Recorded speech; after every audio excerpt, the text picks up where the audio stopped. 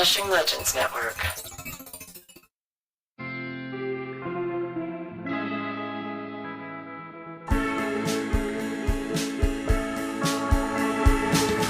Welcome back. Welcome to Season 3, Episode 2, Communion Part 2. And thank you so much to the new Patreon donors at the Obsessed fan level who just signed up. They'll each be receiving a signed and inscribed copy of the RHPB episode of their choice. And you can too. You've still got a few days. If you join Patreon before midnight this Monday night, June 30th, 2025, you'll get your own signed and inscribed script of your favorite RHPB episode from me to you, your choice. And when you join Patreon, you'll also get special free merch. You get ad-free episodes. You get monthly bonus episodes. And most important, your donation helps keep us making more episodes of RHPB. So if you've been thinking about donating on Patreon, now is definitely the time. The last couple of bonus episodes have been really great. We had listener Trish Vogel on, and she told us all about her real-life shared death experience. And we talked about those on episode 10 of last season, the episode entitled Glimpses of Eternity. That one just dropped a few days ago. And before that, we had a super rare interview with parapsychologist Stephen Browdy, who talks about his long career as a parapsychologist and also his friendship with the author of The World of Ted Sirios, Jewel Eisenbud, and also Ted Sirios himself. He knew both of them and tells stories. It's pretty amazing. So anyway, cool stuff on Patreon. Check it out. Join us if you can. Now, on to today's episode, Communion Part 2. And I didn't know this. One of you brought it to my attention. Part 1 was released on June 13th. It was coincidentally Whitley Strieber's 80th birthday. A total synchronicity. I had no idea. Now, I'm trying to get Whitley Strieber on the show. I want to do a special bonus episode with him for the main feed, but I've been having trouble pinning him down. Every time I try to get in touch, it turns out he's away. I don't want to read too much into it. I think he's avoiding me. You know, it's always, oh, sorry, I was on board a spacecraft against my wishes. So, didn't have time to return your email. Anyway, if you know Whitley Strieber, put in a good word for me, okay? Let's try to get him on the show. I would love to talk to him. All right, without any further ado, Communion Part 2. Here we go. Communion by Whitley Strieber, Part 2. When the visitors came for Whitley Strieber, it was either the smartest thing they ever did or the dumbest. One of the first questions people always ask about the abductee phenomenon is, why these people? Why is it always some random dude in Arkansas who's out fishing by himself on a Tuesday? Why not abduct a scientist? For the record, they do. Or an influential politician. Yup, them too. Or famous actors or singers or writers. Again, same answer, it has totally happened. But with Whitley Strieber, they may have bitten off more than they could chew. He's certainly blown their cover. Over the past 37 years since Communion was first published, Whitley has written 9 more nonfiction books exploring his ongoing relationship to this phenomenon. If the visitors wanted to remain in the shadows, then I think they picked up the wrong guy. On the other hand, if they were looking to become famous, then yeah, well played, aliens. Like they say, there's no such thing as bad publicity. But these visitors, whatever they are, got even more than that when they came into Whitley's life. They began a relationship with a human being who was anything but passive, anything but a helpless pawn.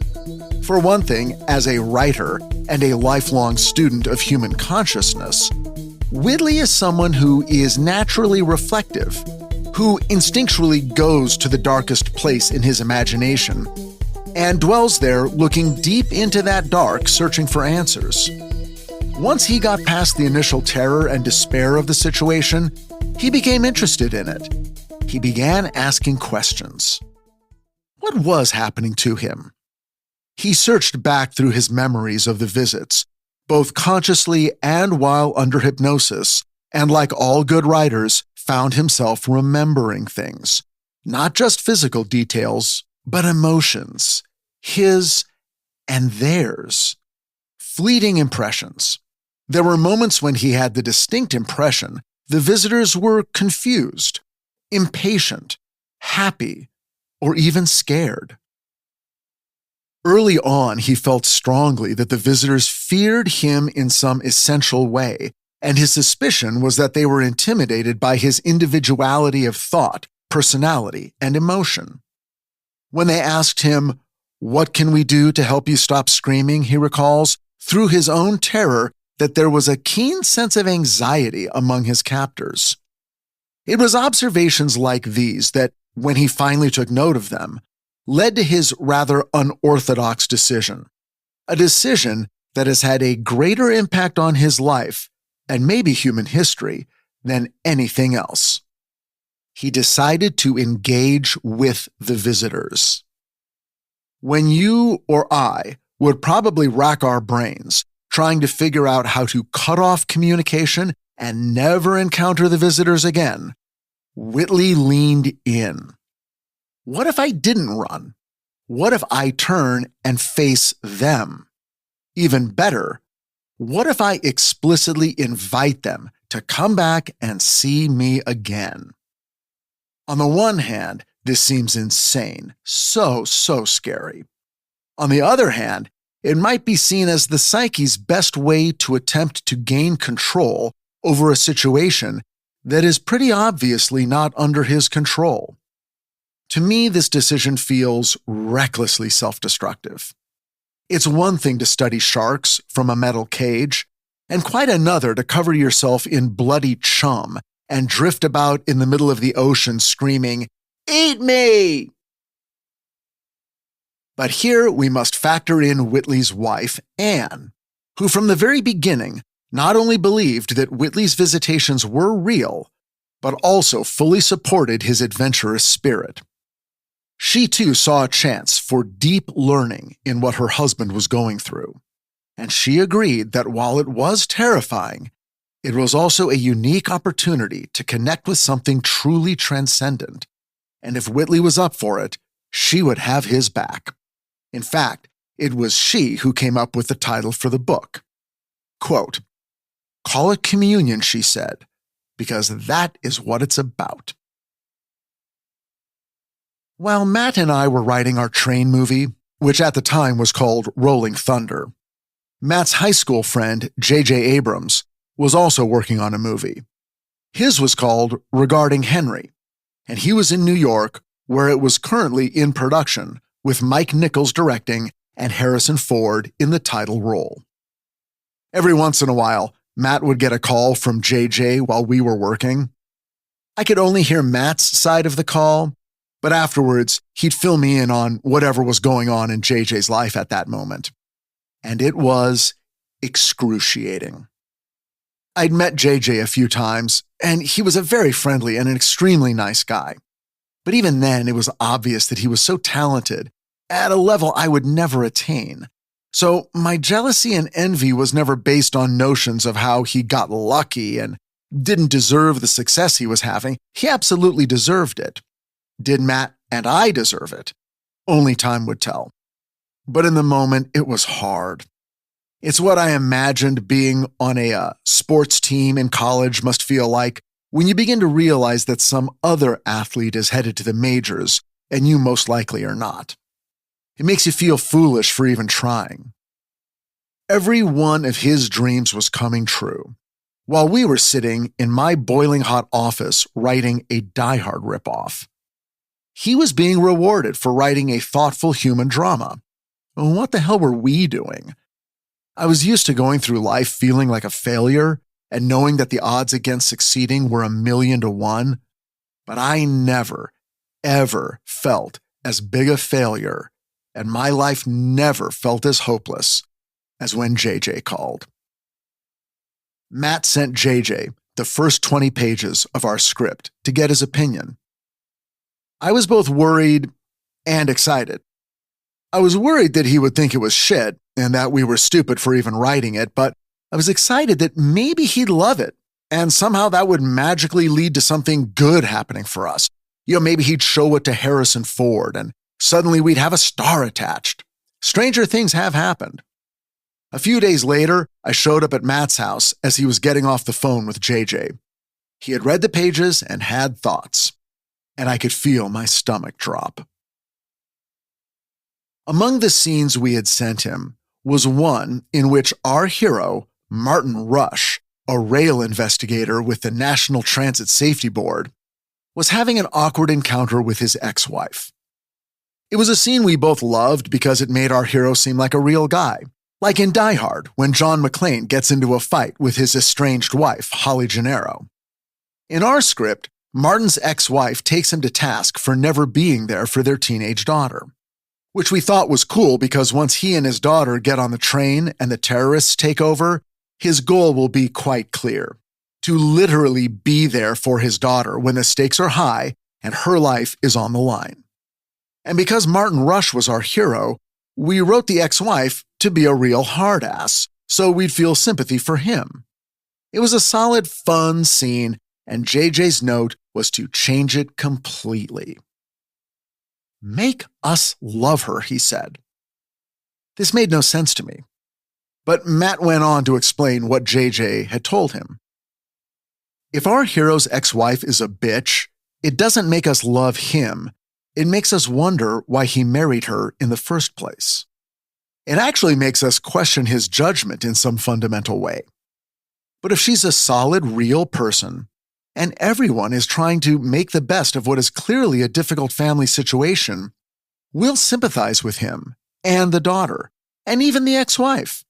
We'll care about all of them more. "Don't write her off as a nagging bitch," JJ said. "Make her real. Make us love her." And once it was explained to me in this way, I completely understood it. And I also completely understood why JJ was in New York making a movie with Mike Nichols and I wasn't. When I asked Matt what JJ thought about the action scenes, hoping for some praise, he shrugged and said that JJ said they were fine. I found it so strange that his only note was on a tiny character scene that up until that moment seemed fairly unimportant to me. What it told me was, the character stuff is the most important stuff. Make that real, and the audience will believe all the big, over-the-top crazy stuff. It's a lesson I've never forgotten. In the aftermath of his initial hypnotic sessions, Whitley knew he could either fall into the role of passive victim, or he could reach a hand into the darkness and greet whatever was so clearly reaching out to him. So, in mid-March 1986, he traveled back from Manhattan up into the woods of upstate New York to the cabin where all this started. He meditated, attempting communication with the visitors. He wanted a response. He wanted confirmation. So he explicitly sent them a message. "You want to play? Let's play." They heard him, and they came to him on the night of March 15th, 1986. And when they did, he was ready. They woke him up with a sharp jab on the shoulder. He woke up and was instantly fully conscious. He looked to his left and saw 3 of them. The short, stocky gray ones standing beside the bed. Whitley thought to himself, "My God, I'm completely conscious and they're just standing there." It took him a moment to make a second, more important observation. He knew who they were this time. It wasn't like before when he had no idea what was happening. This was the first time he experienced them as a thing in his life he had encountered before. The next thing he did was attempt independent motion. His plan: reach out and turn on his bedside lamp. But when he tried, he found he couldn't, or almost couldn't. His arm was moving just incredibly slowly, as if through what he called electrified tar. He focused all his attention, all his energy, all his will on this single task, moving his arm. After what felt like an eternity, he reached the lamp, switched it on, and nothing happened. The electricity had been cut off. At this point, he turned back and, in his words, quote, confronted a sight so weird, I thought afterward that I did not know how to write about it. I still don't, so I'm just going to plunge ahead. He was looking at what he felt was a female visitor, taller and thinner than the others. But there was something wrong with this one. Its eyes were like big black buttons, not slanted. Was it wearing a mask? That's when he noticed it was also wearing, get ready, a cardboard imitation of a double-breasted suit, complete with pocket square. It was at this point that Whitley says, I was overcome by terror so fierce and physical that it seemed more biological than psychological. My blood and bones and muscles were much more afraid than my mind.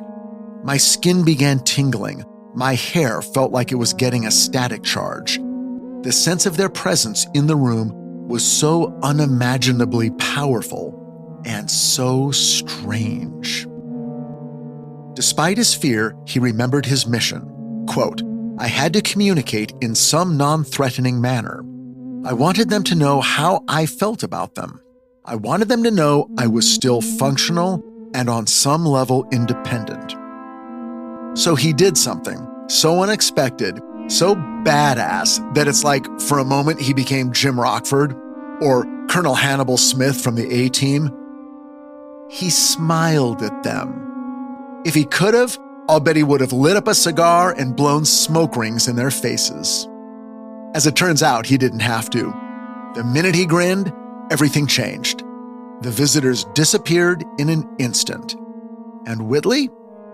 Well, he fell asleep, of course. The next morning, he remembered everything.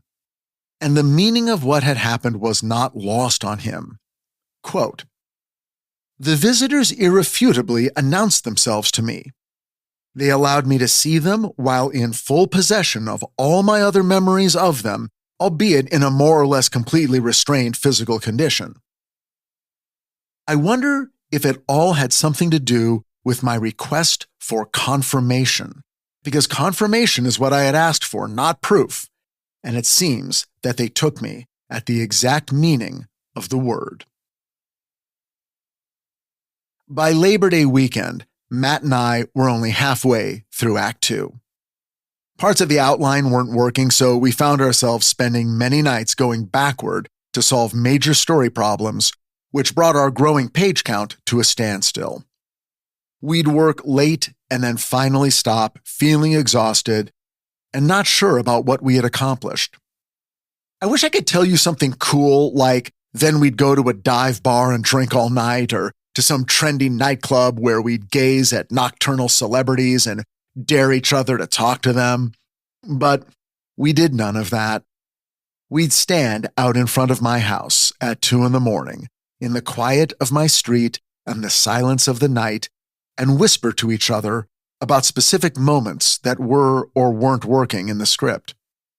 And I'll tell you, one night, as we stood talking, an odd, squat vehicle with flashing red and yellow lights turned the corner onto my little street and pulled right in front of us. And before we could even react, a thick hose flopped from a tank in back, and it sprayed a gusher of water onto the sidewalk tree next to us, and then drove off. It was the weirdest, funniest, scariest, most unexpected thing we'd ever seen. Did this happen regularly? Is this how the city made sure sidewalk trees got watered? Matt and I have a low tolerance for the strange. For us, this was every bit as good as a UFO. But my point is, the worry and striving and work and the insecurity of our young writing life was not balanced out by an appropriate amount of Hollywood-style debauchery. No wild one-night stands, no concerts and bars on the Sunset Strip, no cocaine or even booze, no misbehavior of any sort. Just work and jokes and Klondike bars. And more work. The reward, if there ever was to be a reward, would come later. If we suffered enough. But only then. And even then, only maybe. I remember it was very common for me to come home from work at Almanzor Court in the afternoon and find multiple messages from Matt on my phone answering machine. It was almost always him expressing grave doubts about our work from the previous night. But then, a second message might provide hope. He'd come up with a solution. But then a third message would dash that hope, as he found reasons why that solution wouldn't actually work. And regardless of the tone of the final message, when we finally met up later that night, he would likely have flipped back again to the opposite mood. I never knew what to expect. I would be emotionally wrung out before we even sat down at the computer. When we had started on this project months earlier, I thought I had wanted it to be fun. And it was fun. But I came to realize I hadn't really wanted it to be fun. I had wanted it to be easy. And it was never easy. Never. Recently, Whitley Strieber has said that the journey of his life has been to try to sort out what has actually happened to him, what might have happened, and what is clearly a fantasy. Now stick with me, because the fantasy elements aren't what you might think. The majority of his interactions with the visitors he places firmly in the physical reality camp of his lived experiences. So what are the fantasies? The fantasies are memories that he has held of his life that upon even mild reflection he realizes are total lies. Real seeming events that didn't happen or couldn't have happened that he now believes are screen memories that are keeping him from clearly remembering something else. Here's one.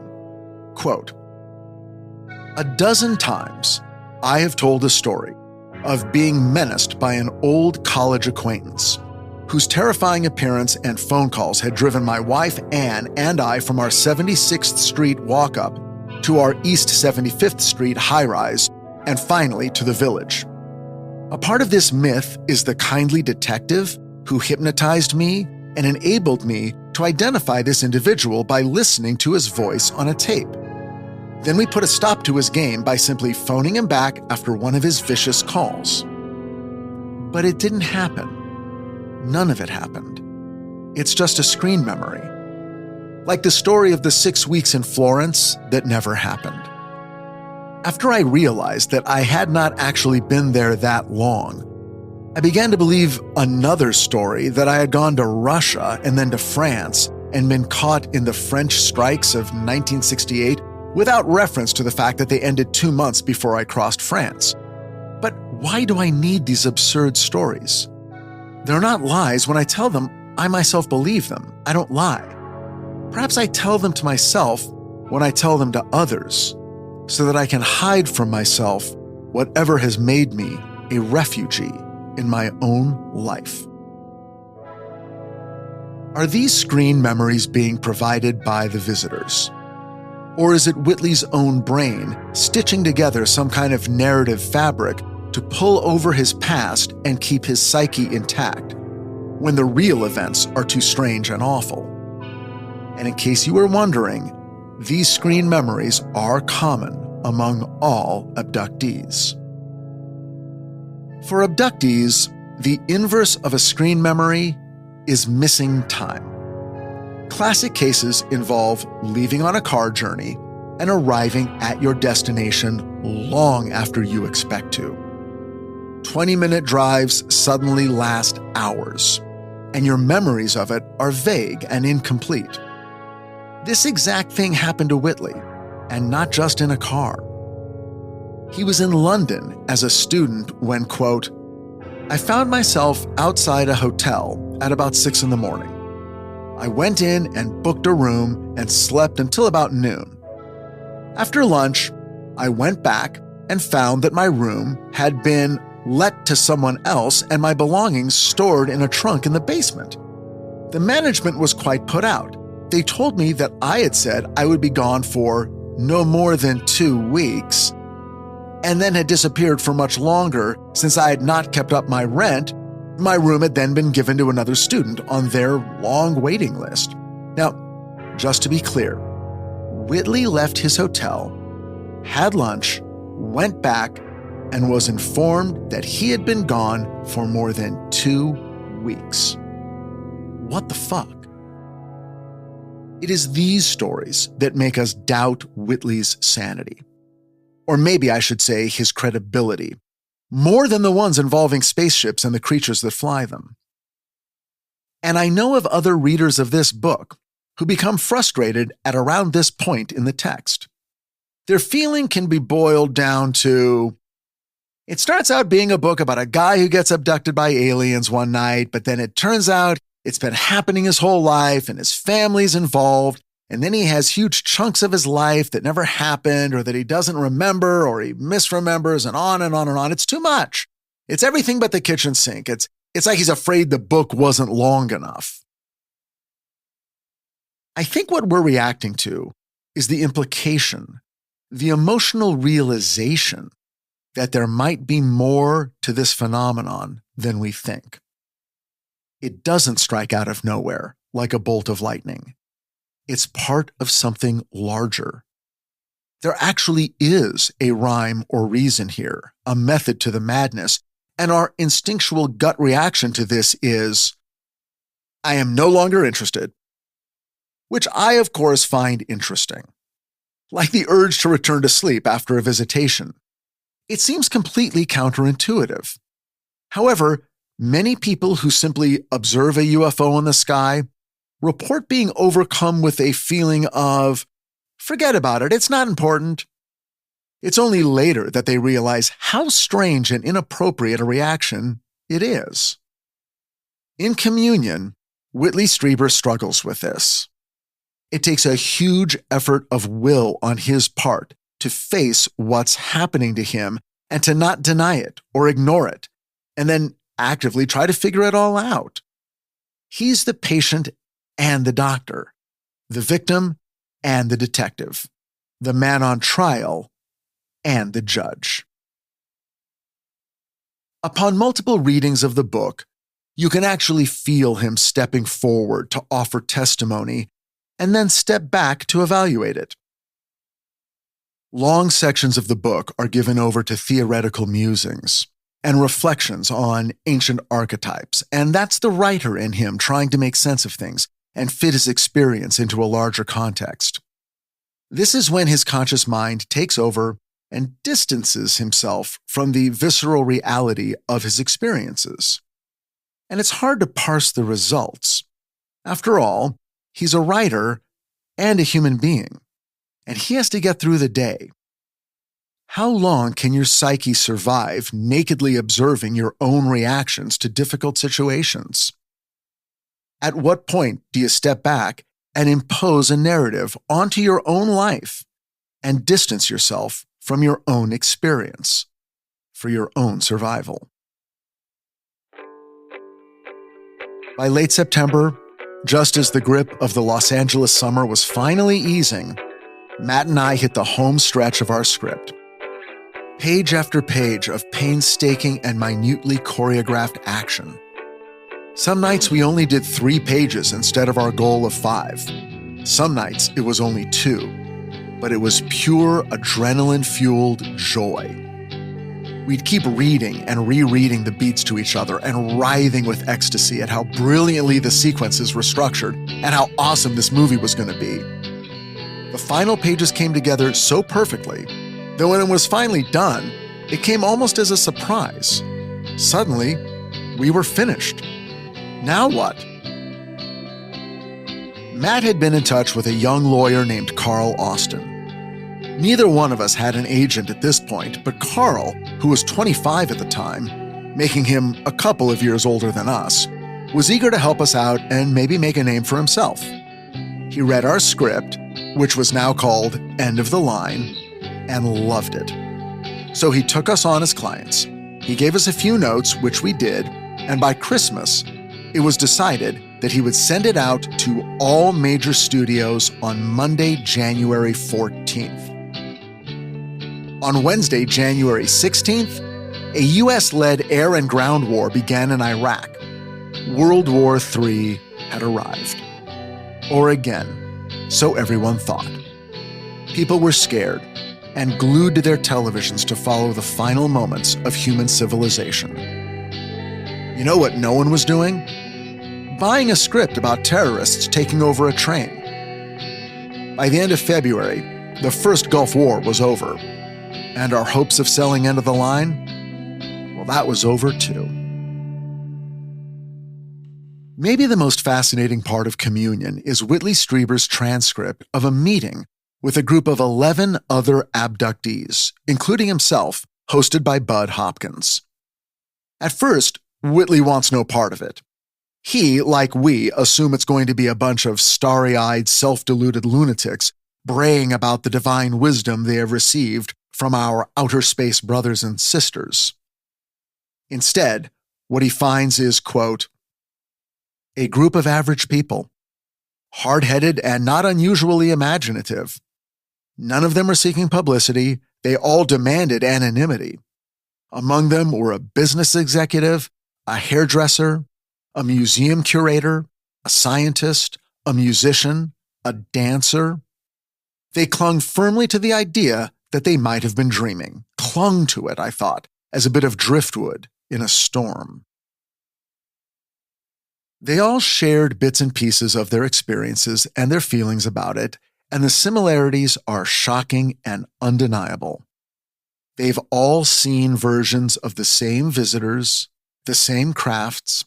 They all describe telepathic communication with the visitors. They've all been physically examined. More specifically, the ones who describe the examination room even describe the same gray examination table with a solid gray base. But the most extraordinary thing about these people is their emotional ambivalence toward the entire situation. They seem to be saying, yes, I know it's happening. I know it's real. But maybe I'm dreaming. Mostly I try not to think about it. I feel terrible fear in the presence of the visitors, but I also feel a sense of loyalty. I'm appalled by their disregard for us, how they treat us like helpless animals, and I'm indignant at their refusal to explain themselves, what they're doing to us, and why. And yet they also use the words love and longing to express feelings about the visitors. They all remember visitations going back to childhood, as does Whitley. They all live with constant anxiety, specifically performance anxiety. Any kind of audition, test, or questioning can send them spiraling into something like a panic attack. They are all trying to come to terms with the impossible. And for them, it's not theoretical. It's something they have to face every day of their lives. Whitley describes it like this. Those who have had the abduction experience must learn to ride a sort of psychological razor, to accept and reject at the same time. True agnosticism is a very active mental state, a sort of eager unknowing. It's not exactly denial. It's what Forteans do philosophically so that we can read about and talk about strange things and truly enjoy the experience. But for these people, it's very different. For them, it's about their very survival. To fully accept or fully deny this singular, irresolvable part of their reality would be to commit to a level of psychological self-damage they're just not ready to endure. So they remain in between two states. They are Schrodinger's abductees. Until objective reality steps up with a definitive answer to what they're experiencing, they wait. and worry. Which answer will hurt less? Which will hurt more? It gets worse. Beyond the ubiquitous saucer-shaped craft and the little bug-eyed aliens and their magic wands, there are two other features of visitor encounters that are so common they must be considered almost standard. The first is a message of impending apocalypse. The visitors showed Whitley images of the Earth in flames as if from a nuclear holocaust. But just as often it comes in the form of warnings about environmental disaster. Footnote: it isn't lost on anyone, including Whitley, that before becoming aware of his lifelong relationship with the visitors, he co-authored 2 books, War Day and Nature's End, that dealt respectively with the results of a nuclear war and an environmental catastrophe. It's unclear if the visitors' warnings are so that we can somehow avoid the situations, or if these images are presented as future history. This is going to happen. It's inevitable. It's a foregone conclusion. And that's why we need your sperm and eggs and fetuses, because we need to get the other planet up and running with humans and human hybrids so that once you destroy yourselves, it's not the end of your race. You're welcome. This, of course, is the second constant factor in alien abductions: a relentless dedication to the collecting of sexual material from humans. A large majority of abductees have experienced it. It's the one area in which the visitors seem to intentionally tip their hands. And while none of them have ever sat down and explicitly said this to any abductee, as far as I know, it's all too easy to put together a narrative. The visitors come from the future, or a parallel dimension in which they are aware of our future. They have come to rescue the human race from itself. They can't stop us from poisoning ourselves or blowing ourselves up. That's definitely gonna happen. So instead, they have selected certain genetic lines that interest them, and they're visiting those families generation after generation and taking them on board their ships and extracting sexual material from them to somehow facilitate a continuation of our race somewhere else. Now, if you have a better theory, I'd love to hear it. Soon after the non-sale of End of the Line, our lawyer, Carl Austin, scheduled a lunch meeting between Matt and I and 2 young independent producers named Jeffrey Newman and Martin Wiley. They were interested in optioning our script. For $1,000, they would have 6 months to try to set it up somewhere. At the time, they were pursuing a deal with JVC, the Japanese electronics manufacturer, because JVC was interested in producing films that could go straight to video, which made sense because they manufactured VCRs and VHS tapes. But before any option deal could be made, Martin and Jeffrey insisted on some rewrites, and their major note was that our main character, Martin Rush, should be reimagined as an ex-Navy SEAL. This was both the beginning of the beginning and the beginning of the end of End of the Line. At the time, there were 2 kinds of action movies. There were the die-hard kind, a movie about an underdog hero who's hanging on by his fingernails the entire movie but just refuses to quit. He's scared, he's hurt, but he never gives up. These movies were not fundamentally about swagger, and the heroes, while heroic, seemed human. The other kind of action movie usually starred someone like Arnold Schwarzenegger, or Sylvester Stallone, or Chuck Norris, or Clint Eastwood. And they typically were about swagger. The heroes seemed unstoppable, and strangely unperturbed by the violence occurring all around them, and because of them. These movies owed a lot of their origins to one man, Bond, James Bond. You never really doubted the outcome. You just sat back and enjoyed the mayhem. End of the Line was definitely the first sort of action film. We always joked that the worst possible thing that could happen was for someone to turn our script into a movie about 20 terrorists who picked the wrong train to hijack. Now, of course, we were being asked to do that ourselves. We went to Carl Austin and said we didn't want to do it. If some big studio wanted to pay us a gigantic sum of money to buy the script and then have somebody else rewrite it, that was one thing.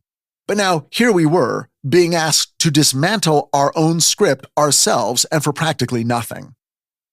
Carl Austin's advice was basically, don't be idiots. The fact of the matter was, no studio had bought our script. So rather than pouting and taking our ball and going home, why not do the notes we didn't like, but do them in a way we did like? And besides, who is to say that this wouldn't be the rewrite that would suddenly make it a script that studios would buy for a huge sum of money? Matt and I realized that he was right. So as much as we could, we got over ourselves and rewrote our script. Oh, Martin and Jeffrey had one other idea. Retitle the movie to Dark Territory. Over the next year and a half, Martin and Jeffrey kept renewing their option and tossing us a few more bucks and asking us for further rewrites. They kept getting close to setting it up, but never quite close enough. And as the end of the final option period was coming to a close, Matt and I decided that we'd had enough and would not renew it again. The process had been demoralizing. With each rewrite, the script got further and further away from the thing that had made us so happy almost 2 years ago. God, how I missed those late-night writing sessions, the smell of Jack's flea shampoo, the joy of writing a perfectly structured action scene, and singing a whole new world at the top of our lungs. But then, a month before the option ran out, something happened that changed everything. Martin and Jeffrey met a producer named Gary Goldstein. At the time, Gary Goldstein was the manager of writer J.F. Lawton, who had 2 huge movie successes to his name, Pretty Woman and Under Siege. Gary knew that Warner Brothers wanted to make a sequel to Under Siege. They had contracted writers to produce a script, but were also actively looking for outside scripts that could possibly be purchased and adapted to their needs. Gary read our most recent draft of what was now called Dark Territory and said he thought it might have a shot. Matt and I were excited and horrified. If Dark Territory became a Steven Seagal movie, we knew it would never be the movie we had wanted it to be. In many ways, it would be the exact opposite. But at the same time, it might be a huge sale. And at least then we might be paid back for what was now more than 3 years of practically free work. Matt and I did a final free rewrite for Gary Goldstein at the end of 1992 with the understanding that the script would go to Warner Brothers sometime early in the new year. This turned out to be an incredibly stressful time for Matt and I. As January crawled along and we did everyone's last-minute notes, we found that we were more deeply ambivalent about what was happening than ever. On the one hand, we wanted it to be real. We wanted to succeed. We wanted to make a big Hollywood sale. But at the same time, if it did happen, it would also be our worst nightmare. We would be the guys who weren't even selling an original script. It would be a sequel. And not to Die Hard, it would be a sequel to a Die Hard ripoff. In fact, our fear was that that's exactly how it would be perceived in the industry, as a ripoff of a ripoff. We had put so much love and care into our original draft, but now we risked being seen as a couple of cheesy hacks. What had gone wrong? How had we gotten so far off track? We were stuck between 2 questionable outcomes, and we really didn't know where we wanted to land. As it turned out, we didn't have long to wait to learn our fate. The script went into Warner Brothers on Friday, February 19th. In Hollywood, everything takes forever. We were told it could be weeks before they made their decision. But not this time. The top brass read our script over the weekend, and their decision was instantaneous and unanimous. They wanted it. We sold Dark Territory to Warner Brothers on Tuesday, February 23rd, 1993. Our brilliant script was destined to be a Steven Seagal movie. So, of course, on the day we've been waiting for all our lives, the day we finally legitimately became a part of Hollywood, we were disappointed and depressed. It was such a surreal moment. I was over at Matt's house as we looked at our names in The Hollywood Reporter and Variety for the first time in our lives, and we felt like the biggest losers in the world. We'd worked so long and so hard and come so far, and for what? Even the money was disappointing. For now, we'd be splitting $50,000, just $25,000 apiece. There was a knock at the door. Someone dropping in on Matt? This never happened. We both wandered through the dining room to the front door. Matt opened it. It was JJ, and he was holding a bottle of champagne. "Congratulations, you guys, you did it!"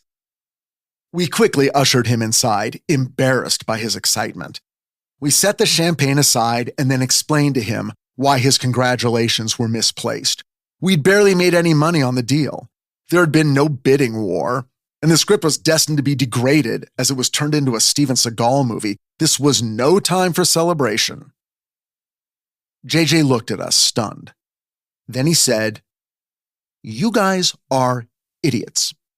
You sold a movie. You're on the cover of Variety and The Hollywood Reporter. Do you have any idea how many people are reading that today and wishing they were you?" JJ went on, telling us that whether we liked him or not, Steven Seagal was a major star, and if this movie got made, which it definitely would be a huge summer release, and that meant something. There is no world where what happened today is anything less than an amazing, fantastic, unbelievably good thing, he said. And if you can't enjoy it, you might as well quit the business now, because this is one of the good days, one of the best days, and there's gonna be a lot that aren't. Everyone tells you how to deal with failure, but no one ever tells you how to deal with success, how you're supposed to feel, or even what it is. Matt and I had spent so much time in the habit of feeling bad that we just continued with that. It seemed so much safer than celebrating, because we knew that it's when you're celebrating that God bends down and grabs the edge of the rug you're standing on. JJ held up the bottle of champagne and said, "So, are we going to drink this or not?" Matt and I looked at each other. Should we celebrate selling out? Should we celebrate a dream coming true, even if it wasn't exactly the dream we'd hoped for? Should we celebrate the beginning of a process that was going to be hard and promised any number of future disappointments? Should we celebrate all of those hopeless nights, staring at the blinking cursor, inhaling Jack's Flea shampoo, eating Klondike bars, and thinking we would never sell this thing, and asking each other that same age-old question: what can I do to make you stop screaming? Should we celebrate that scariest thing of all, happiness? We did. In the newly written introduction to the 2022 paperback edition of Communion, Whitley Strieber uses two words that didn't appear in the 1987 edition. They describe his experience of the past 37 years with the visitors. The two words are Stockholm Syndrome. Stockholm Syndrome is a coping mechanism to a captive or abusive situation. People develop positive feelings toward their captors or abusers over time. Whitley acknowledges it might be a factor for all abductees, himself included. Getting used to the visitors and welcoming them, because he says, quote, "There isn't really going to be any way for us to control the situation." How can we devise weapons or procedures that are effective in controlling somebody who can flicker in and out of reality? Whitley Strieber has tried to make peace with a situation over which he has no control. He has done this by making a courageous decision. If they're going to come, he's going to meet them. Maybe he believes he's the one the visitors will write their books about. Maybe he's the one they'll think about, and wonder about, and worry about, as they try to drift off to sleep in whatever place they call home. I hope so. I had always assumed that once I made my first sale, things would change. Or, at the very least, I would change. I would never again be haunted by feelings of insecurity, fear, and fundamental questions about my own self-worth. But that wasn't the case. Those feelings went away, or at least shut up, for a little while. But then they came back. And that has been the story of the last 30 years. Moments of success and confidence and strength are shuffled among a larger number of moments that are their opposite. As it has been for Matt, as it has been for JJ, and maybe even Steven Seagal. Certainly as it has been for every writer, director, and actor that I know personally. Here at the far end of my career, I realized that you never truly arrive. You never stand at the center of your realized dreams. Or if you do, you don't do it for long. But I've only been able to move forward and make it through the bad days by tricking myself into believing that I was, in some essential way, in control. In control of the quality of my writing. In control of the trajectory of my career. But deep down, I know I'm not. So over the years, I've learned to step out to the cliff's edge and close my eyes and jump into the water far below. After all, without risk, what's the value of reward? And frankly, without fear, where's the fun? Like Whitley Strieber, and all of you too, I engage every day in a dance with a dynamic and unknowable universe, one that is never still and never without surprises. Do I know the dance? No. Am I even a good dancer? No. So it makes no rational sense, my belief that somehow, if I just keep dancing, the music will carry me and joy will somehow be the result. But I guess we all believe what we have to survive. Thank you for joining me on Richard Hatem's Paranormal Bookshelf. Please join us next time when we get into one of our darker episodes, and a story that spans decades, two of the best decades, the 70s and the 80s, as we get into Daniel Cohen's young adult classic, Monsters, Giants, and Little Men from Mars.